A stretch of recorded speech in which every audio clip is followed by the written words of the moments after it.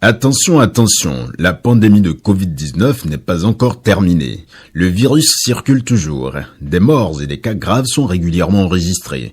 Que faire pour ne pas contracter le virus? Il faut respecter les gestes barrières, c'est-à-dire porter systématiquement le masque en tout lieu public et dans toutes les situations à risque. Éviter les regroupements. Observer la distance de sécurité d'1 mètre au moins entre individus.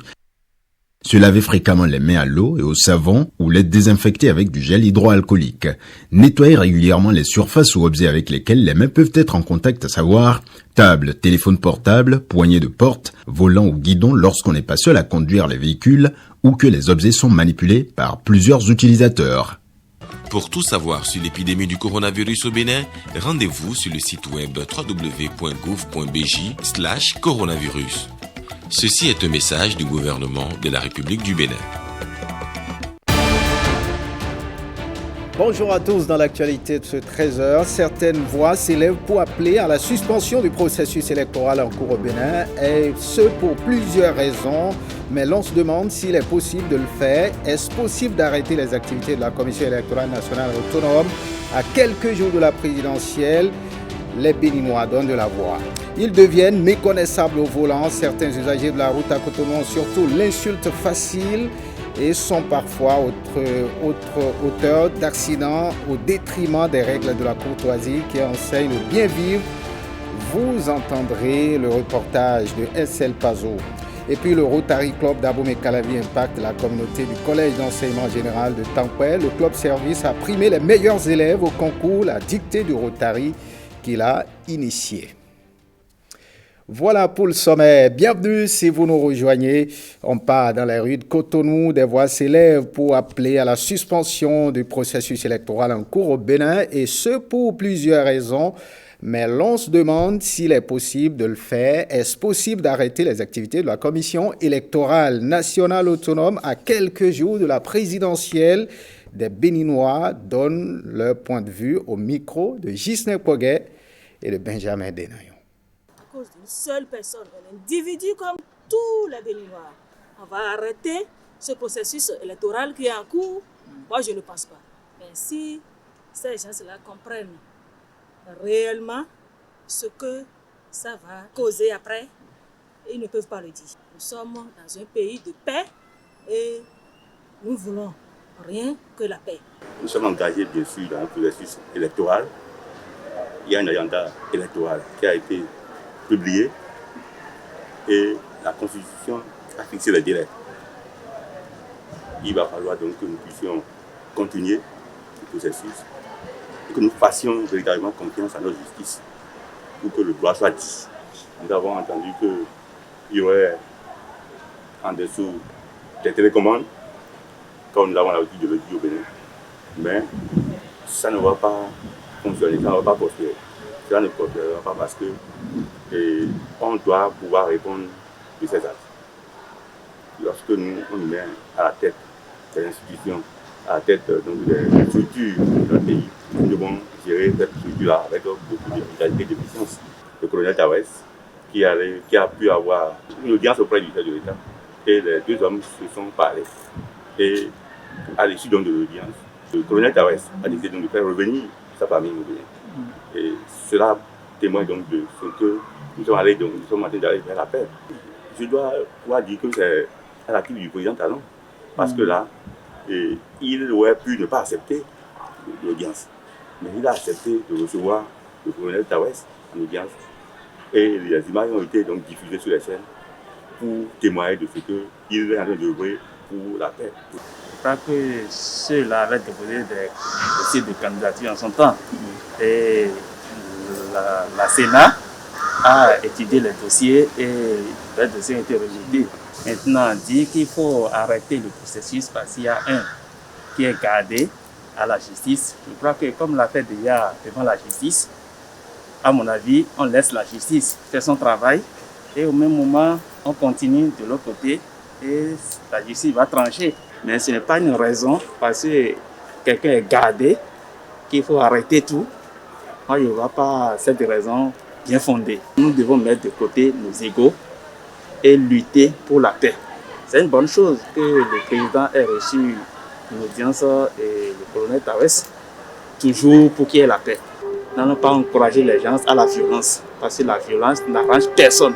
Pour qu'un jour, nous ne soyons pas contraints à fuir, à laisser les enfants, à laisser la famille, à aller où même. Nous sommes dans un processus électoral qui suit son cours et dont les différents axes sont menés conformément aux textes qui régissent la matière aujourd'hui.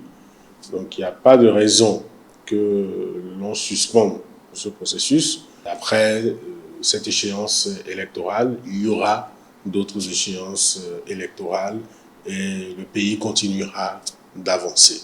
Donc aujourd'hui, nous sommes tous focalisés sur l'enjeu qui est l'élection du 11 avril prochain. Et le devoir de chacun devrait être de sensibiliser les uns et les autres autour de soi pour que nous allions voter dans la discipline et dans un esprit citoyen. Je pense que les manipulations, c'est normal, c'est humain. Mais penser que cela rencontrera un écho favorable auprès des Béninois, je ne pense pas. Parce que ce serait sous-estimer l'intelligence du Béninois. Donc que les uns et les autres, pour des intérêts inavoués, cherchent à changer le cours des événements aujourd'hui, on ne peut pas forcément le dénier. Par contre, envisager que cela puisse aboutir, je pense que c'est de l'utopie. Leur demander d'aller voter, que rien ne se passera. Nous sommes habitués au Bénin à passer cette étape-là, à passer ces moments-là. Et nous avons toujours eu des appréhensions, c'est normal, puisque les élections comportent toujours une dimension d'enjeu et ce faisant donc quelques inquiétudes. Mais nous sommes toujours parvenus à démontrer que notre maturité en tant que peuple souverain est à toute épreuve. Donc je pense que cela va être la même chose encore cette fois-ci, parce que les Béninois n'ont pas changé, au contraire. Les Béninois deviennent meilleurs chaque jour un peu plus. Il n'y a donc pas de raison que ce que nous savons bien faire, que nous le fassions moins bien aujourd'hui. Donc moi je pense que ces élections se passeront bien et que les Béninois, jaloux de la stabilité et du climat social apaisé de notre pays, feront en sorte que rien ne vienne entacher ce processus électoral. Inviter tous les acteurs politiques à s'impliquer de façon responsable dans ce qui se fait en ce moment pour que nous préservions l'essentiel. Voilà, les derniers développements de l'affaire Ricky Amadougou laisseraient voir des manœuvres orchestrées avec des officines étrangères pour déstabiliser le pays. Voici l'édito que nous propose Justin Poguet. Les témoignages sont accablants. Ils battent en brèche la thèse d'un acharnement politique et jettent une lumière crue sur les dessous d'une affaire qui n'a pas encore fini de livrer tous ses secrets. Outre les aveux de Georges Saka et du colonel Ibrahim Mamatouré, ces messages téléphoniques expédiés au ministre Modeste Kérékou dans la nuit du dimanche 23 décembre 2018 confortent la thèse d'une conspiration aux ramifications tentaculaires. L'intention vaut bien l'acte et il y a dans ce dossier de quoi raviver le souvenir d'un passé glorieux. Le plan échafaudé par la candidate recalée pour tenir en laisse le régime de la rupture était déjà sur orbite, sauf qu'elle a omis un petit détail. Face aux conspirations extérieures, les enfants du Bénin debout et souverains ont toujours su triompher. Ils savent trouver en eux-mêmes toutes les ressources pour s'élever et faire face. Déjà sur le toit de l'Afrique, avec sa production record de l'or blanc, le Bénin enchaîne des performances jamais égalées dans de nombreux secteurs grâce à une vision éclairée, une méthode rigoureuse et une volonté de faire du président Patrice Talon. Le pays est en métamorphose avec les grands chantiers exécutés un peu partout, dans les règles de l'art, en droite ligne avec la feuille de route tracée dans le programme d'action du gouvernement. Dans le concert des nations, le Bénin a désormais et plus que jamais une voix Fini l'alignement orchestré naguère de façon mécanique sur des décisions entérinées au sein de certaines officines. C'est cela, le leadership nouveau qu'incarne le président Patrice Talon et dont toute la nation tire sa fierté. Son discours de vérité qui tranche avec l'hypocrisie entretenue dans certains forats internationaux fait écho aux aspirations de la jeunesse. C'est cela, le Bénin nouveau qui se construit. Autant qu'il suscite l'admiration, cette posture donne le tournis au point de nourrir certaines velléités de déstabilisation. Il y a lieu de se demander ce que proposent ceux d'en face pour faire pièce au gouvernement en place. De l'avis de certains observateurs avertis de la classe politique, pas grand-chose. Plus simplement, rien. Voilà, autre actualité dans ce 13h, le tournoi de football dénommé Coupe de la Paix a connu son épilogue à Badekparou dans l'arrondissement de Tchatchou, commune de Tchaourou, parrainé par le député Rachidi Gbadamassi du parti Bloc républicain. Cette compétition a vu le sacre de Badé FC devant la population acquise à la paix et à l'unité nationale. Ikiliru Gunosero. Rachidi Gbadamassi du Bloc républicain chante de la paix à un hameau de la commune de Tchaourou en cette veille de l'élection présidentielle. Pour faire passer son message à cette marée humaine, le football qui est un vecteur d'unification.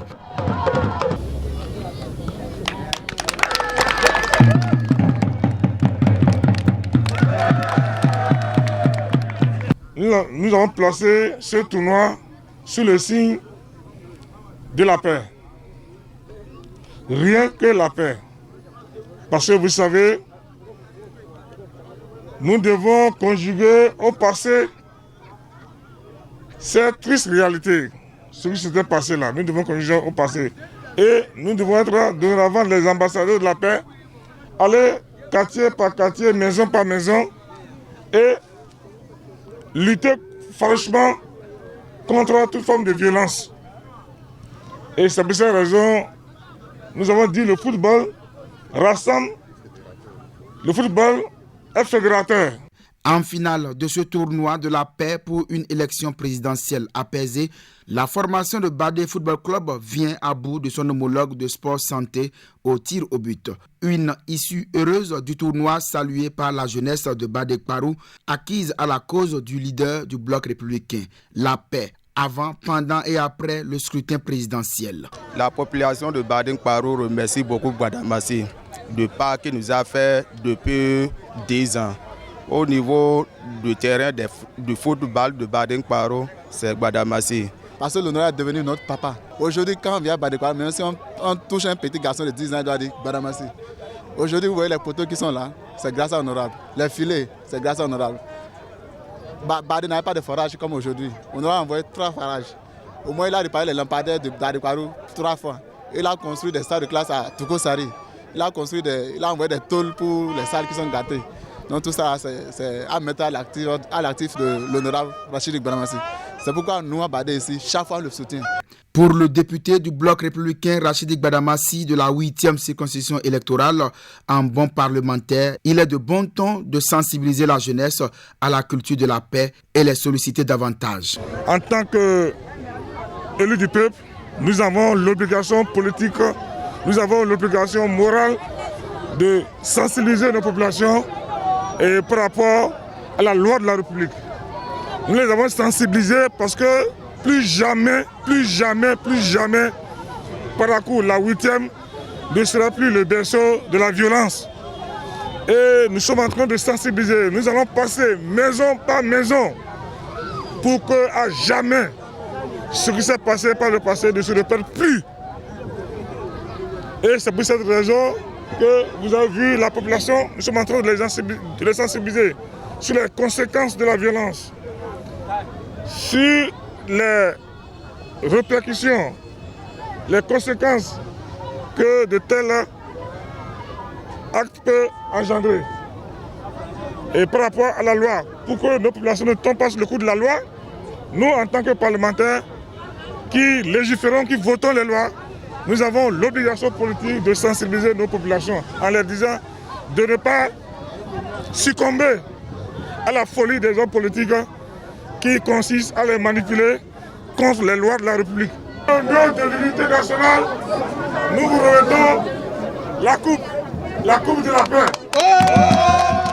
6 équipes du village de Badeng-Parou ont pris part à ce tournoi de football qui a eu le mérite d'unir davantage les populations. Ces 6 équipes reçoivent des jeux de maillot et des ballons avec la ferme promesse faite aux buffles de la 8e circonscription électorale d'être les ambassadeurs de la paix en cette période sensible. Politique, toujours le bloc républicain qui œuvre pour une élection présidentielle apaisée à Parakou pour accompagner la première vice-présidente dans sa campagne pour la paix en cette période-ci. Au Bénin, le conseiller municipal Abouraouf Sidi a organisé 2 tournois de football et de pétanque, des compétitions qui ont permis à Mariam Chabi Talata Zime Yerima de passer son message de paix à l'endroit de la jeunesse de la cité des Koborou, Iklero Gonosero.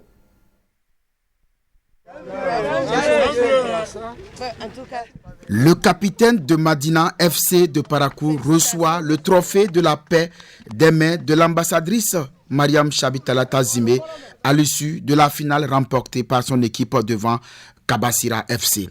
Le football jouant un rôle capital d'union entre les peuples, la colistière du président Talon accompagne le bloc républicain à travers le conseiller Abdouraouf Sidi dans l'organisation des compétitions qui font la promotion de la paix.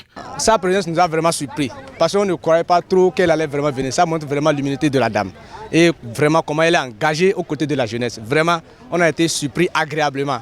Vraiment, on ne peut que la remercier pour l'effort qu'elle est en train de fournir pour le développement de la jeunesse en général et de tout le Bénin en particulier. Mariam Chabi Talata Zime est fière de la mobilisation de la jeunesse, une jeunesse qu'elle encourage à cultiver la paix en cette période.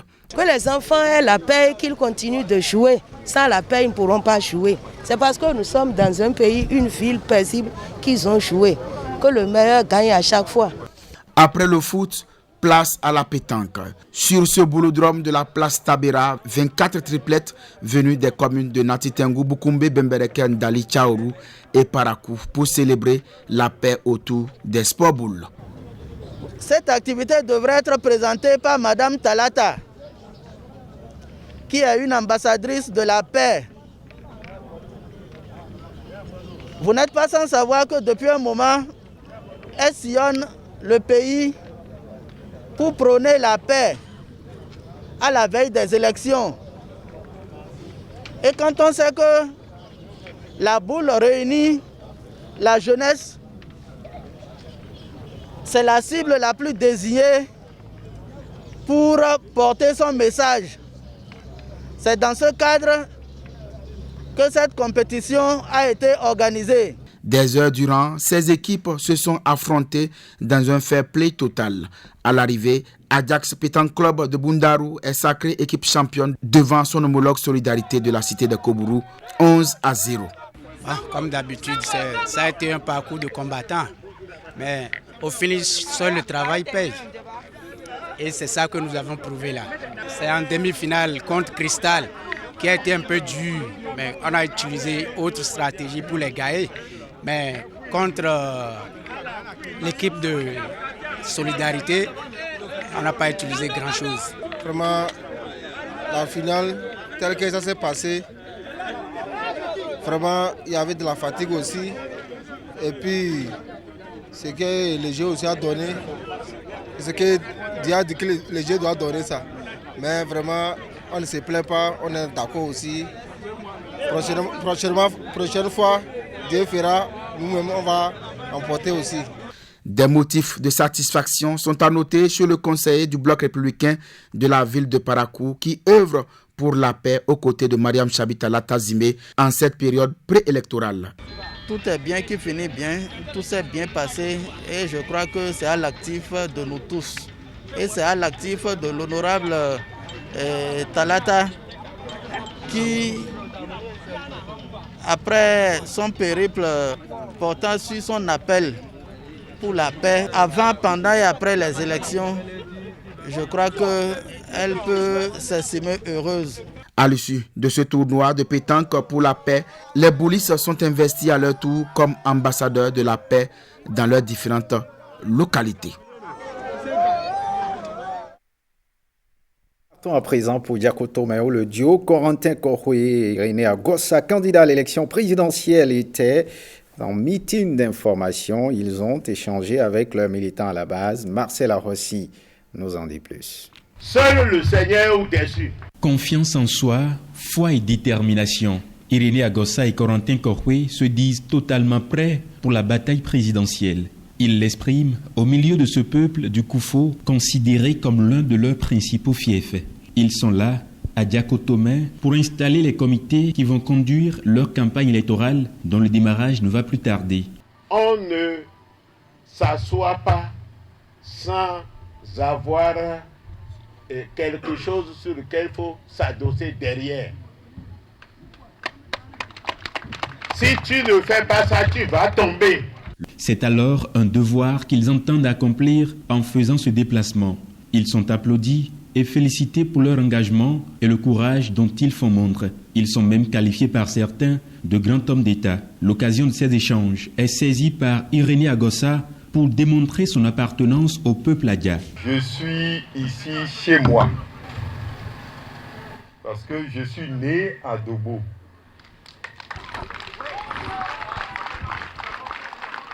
Et j'ai commencé mon cours primaire à Plahoui.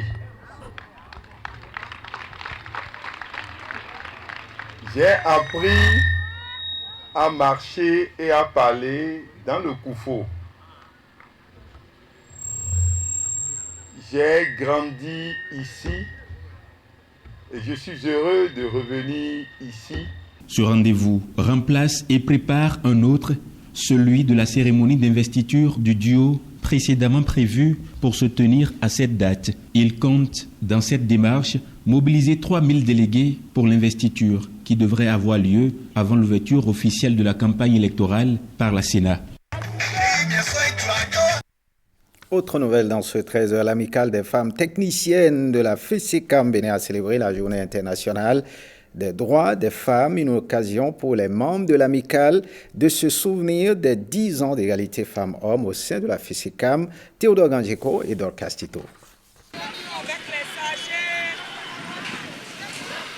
C'est par une journée de salubrité que ces femmes techniciennes de la FESECAM Bénin ont marqué les festivités liées à la journée internationale de la femme. Du carrefour Mokas au carrefour Zakpo, ces Amazones de la microfinance ont mis au propre ce tronçon de la ville de Boïkon. Marquer les 10 ans de collaboration à DAPAMI FESECAM sur le volet égalité femmes-hommes.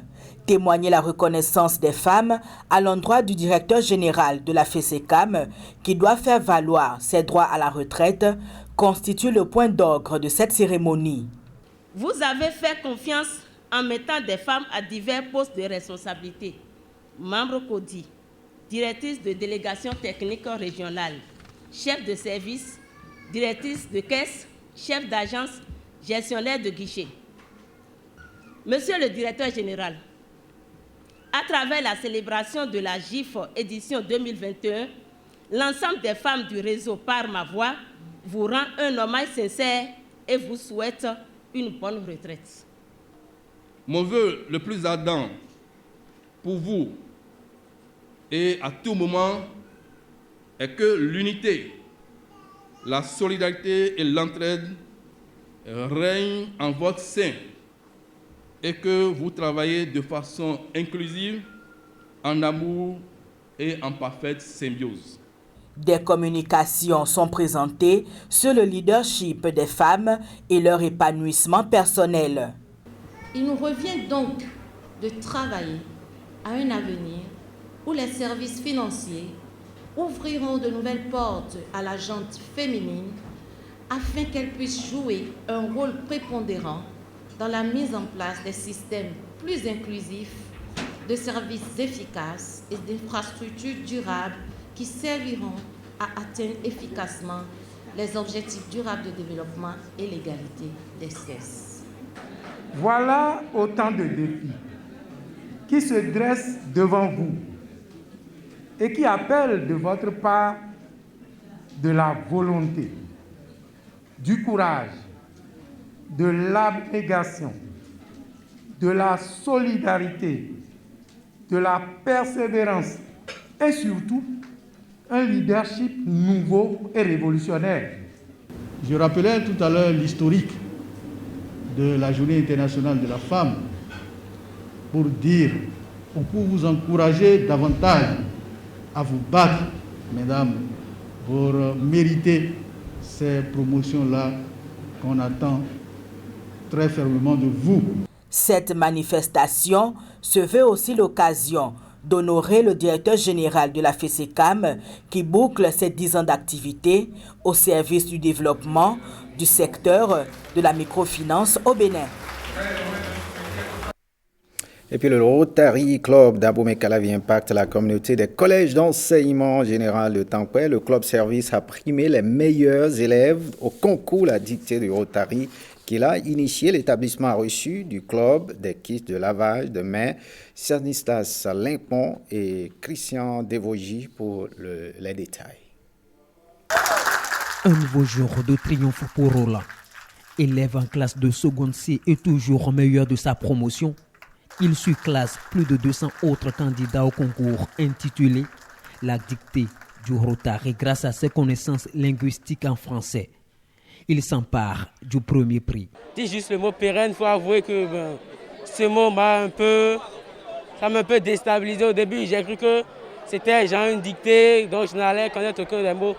Mais finalement, bon, j'ai constaté que c'était une dictée pas comme les autres, c'était le français et rien d'autre. L'épreuve a duré près d'une heure. Pas facile pour certains de tenir vu la longueur du test dicté. Déjà, des candidats font le point des enseignements tirés de leur participation. Nous tous là, on a besoin d'y participer. Prochainement, je veux que ça se répète au moins chaque année. Là, ça nous permet de développer nos idées. Il faut toujours fouiller, surtout quand on est littéraire, parce qu'il y a des mots dont je ne maîtrise pas bien l'orthographe. Ici, ces apprenants participent au Forum des métiers après la dictée du Rotary. Chaque Rotarien discute de son travail avec les élèves. Le Rotary Club d'Abomey-Calavi leur fait découvrir leur future carrière. Cette action dénommée Action Forum des métiers permet à tous les Rotariens du club qui sont des professionnels de différentes professions de présenter leur métier aux élèves et de leur donner des orientations afin de pouvoir mieux choisir leur métier en terminale et à l'université. Autre volet des échanges, la prévention du coronavirus. Le Rotary Club d'Abomey-Calavi distribue des masques aux apprenants, offre des dispositifs de lavage des mains au collège. Et on marque un arrêt dans les rues de Cotonou. Ils deviennent méconnaissables au volant. Certains usagers de la route à Cotonou ont surtout l'insulte facile et font parfois auteur d'accidents. Pourtant, il y a des règles de courtoisie qui enseignent le bien vivre sur la route. Pour ceux qui les ont oubliés, la Semaine internationale de la courtoisie au volant, célébrée du 15 au 21 mars, rappelle ces règles pourtant pour éviter donc les accidents de circulation. Igor Ayosso et Estelle Pazou. Un véhicule en stationnement et sans signalement, alors même que le code de la route l'interdit. Voilà des comportements qui s'observent fréquemment sur nos routes. Pressés et en excès de vitesse, impatience ou surcharge, la liste n'est pas exhaustive. Et pourtant... La courtoisie, d'abord, on sait que c'est de la politesse raffinée dans notre contexte, c'est-à-dire la conduite. Nous devons apprendre à partager la circulation. Ce que moi j'entends par la courtoisie, c'est de céder la voie à son prochain, même si tu as la priorité. Priorité ou courtoisie?